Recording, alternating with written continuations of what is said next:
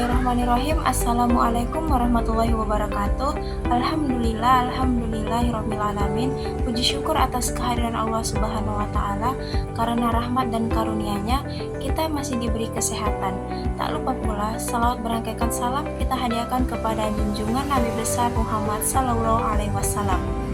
Sebelumnya yang saya hormati Bu Yustia selaku dosen pengampu mata kuliah Manajemen Perpustakaan.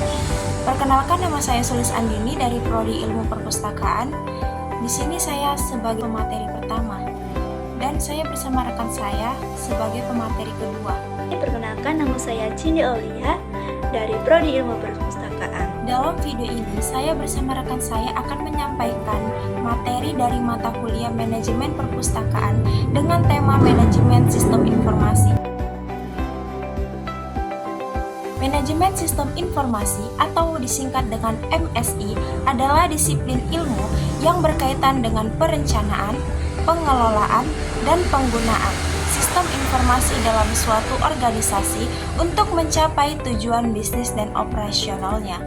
Menurut Obrin dan Marakas 2011, manajemen sistem informasi adalah kombinasi dari teknologi, orang, dan proses yang digunakan untuk mengumpulkan, menyimpan, mengelola, dan mendistribusikan informasi guna mendukung pengambilan keputusan dalam organisasi.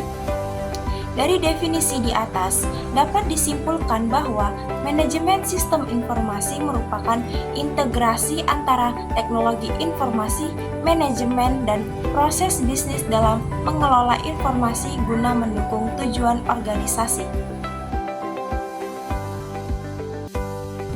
Selanjutnya, karakteristik manajemen sistem informasi.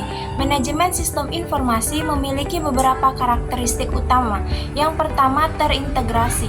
Manajemen sistem informasi menghubungkan seluruh bagian dalam organisasi seperti keuangan, pemasaran, sumber daya manusia, dan operasional dalam satu sistem yang saling terkoneksi. Hal ini menciptakan aliran informasi yang lancar dan meminimalisir duplikasi data. Yang kedua, berbasis teknologi. Manajemen sistem informasi menggunakan teknologi informasi untuk mengumpulkan, menyimpan, mengelola, dan menyebarkan data. Perangkat lunak, jaringan komputer, dan database menjadi fondasi utama dalam implementasinya. Yang ketiga, mendukung pengambilan keputusan. Manajemen sistem informasi tidak hanya menyimpan data, tetapi juga mengolahnya menjadi informasi yang relevan untuk mendukung proses pengambilan keputusan strategis, taktis, dan operasional. Yang keempat, fleksibel. Manajemen sistem informasi dirancang agar bisa beradaptasi dengan perubahan kebutuhan bisnis. Kelima, keamanan data yang tinggi. Manajemen sistem informasi memiliki fitur perlindungan data seperti enkripsi, kontrol akses, dan backup berkala untuk menjaga informasi dari kebocoran atau serangan cyber, serta memastikan kerahasiaan dan integritas data. Peran strategis manajemen sistem informasi. Pertama, meningkatkan efisiensi operasional. Manajemen sistem informasi membantu organisasi mengotomatisasi berbagai proses bisnis seperti pengolahan data, pelaporan, dan layanan pelanggan. Kedua, mendukung pengambilan keputusan. Manajemen sistem informasi menyediakan informasi yang akurat, relevan, dan real-time bagi manajemen. Tiga, meningkatkan keunggulan bersaing. Dengan manajemen sistem informasi, perusahaan akan lebih cepat merespon perubahan pasar, mengidentifikasi peluang bisnis baru, dan menyesuaikan strategis. 4. Memperbaiki koordinasi dan komunikasi. Manajemen sistem informasi memungkinkan pertukaran informasi yang lebih lancar antar bagian atau departemen dalam organisasi. 5. Mengoptimalkan pengelolaan sumber daya. Dengan bantuan manajemen sistem informasi, organisasi bisa memantau dan mengevaluasi penggunaan sumber daya seperti tenaga kerja, keuangan, dan inventaris secara lebih efektif. Baik, materi selanjutnya akan disampaikan oleh pemateri kedua. Terima kasih kepada moderator sedang pemateri 1, yaitu Sulis Andini. Nah, di sini saya akan menjelaskan materi tentang tahapan manajemen sistem informasi. Kedua, ada siklus informasi dalam sistem informasi. Ketiga, ada komponen sistem informasi. Baik, di sini saya akan menjelaskan tentang tahapan manajemen sistem informasi.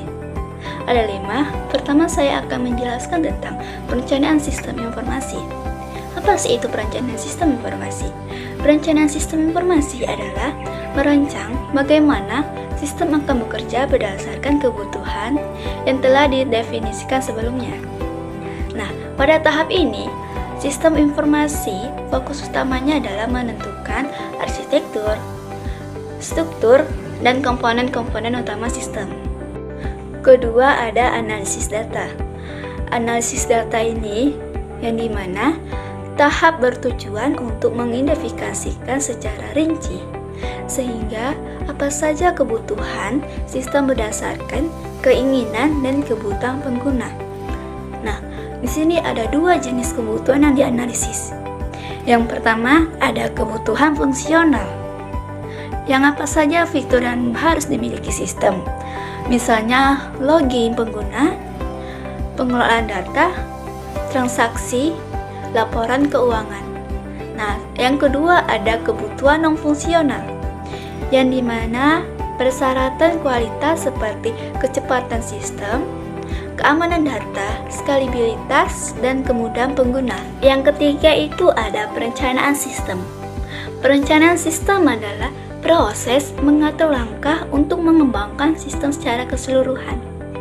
Pada tahap ini, dipersiapkan semua aspek agar implementasi sistem berjalan lancar. Nah, yang keempat itu ada implementasi dan pengujian, yang dimana tahap sistem yang akan dirancang dan direncanakan mulai dibangun, diuji coba, dan diimplementasikan ke dalam lingkungan nyata. Kelima, yang dimana ada pemeliharaan dan evaluasi, yaitu tahap berlangsung setelah sistem digunakan secara aktif.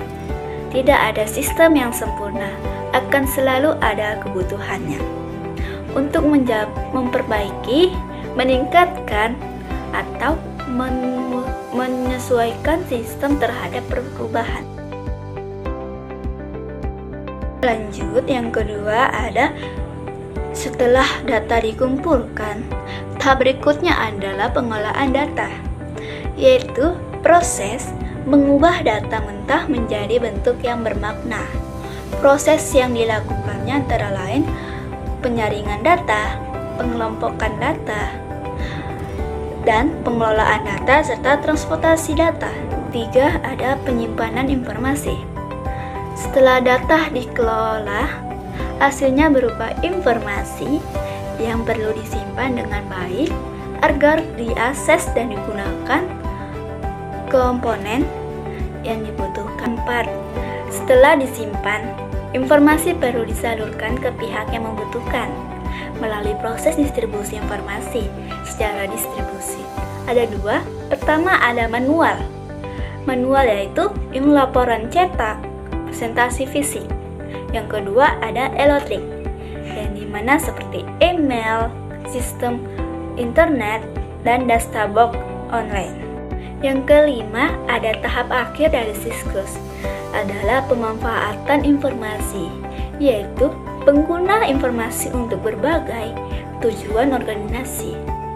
Manfaatnya memiliki pengembalian keputusan, perencanaan strategi, dan pengembalian operasional. Nah, selanjutnya saya akan menjelaskan tentang komponen sistem informasi.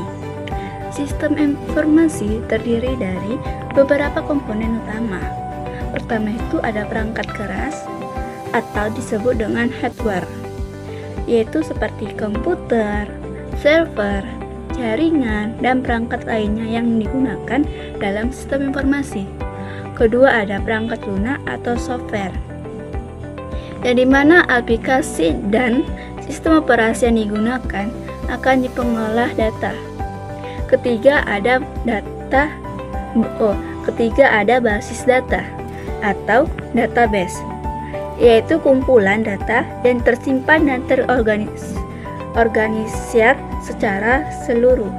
Keempat itu ada jaringan atau networking, yang dimana infrastruktur yang memungkinkan komunikasi dan pertukaran data antar sistem.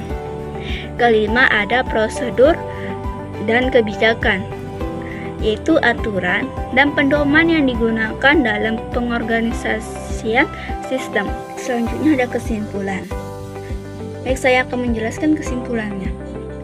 Manajemen sistem informasi adalah elemen penting dalam pengelolaan data dan informasi dalam suatu organisasi dengan karakteristik yang mencakup integrasi, fleksibilitas, dan keamanan. Manajemen sistem informasi berperan strategi dalam meningkatkan efisien operasional, mendukung pengambilan keputusan, dan memperbaiki komunikasi dalam organisasi. Melalui tahap ini, yang sistematis dan siklus informasi yang terstruktur, manajemen sistem informasi memastikan informasi dapat diolah dan digunakan secara efektif. Itulah materi yang dapat kami sampaikan. Apabila ada kekurangan, kami mohon maaf.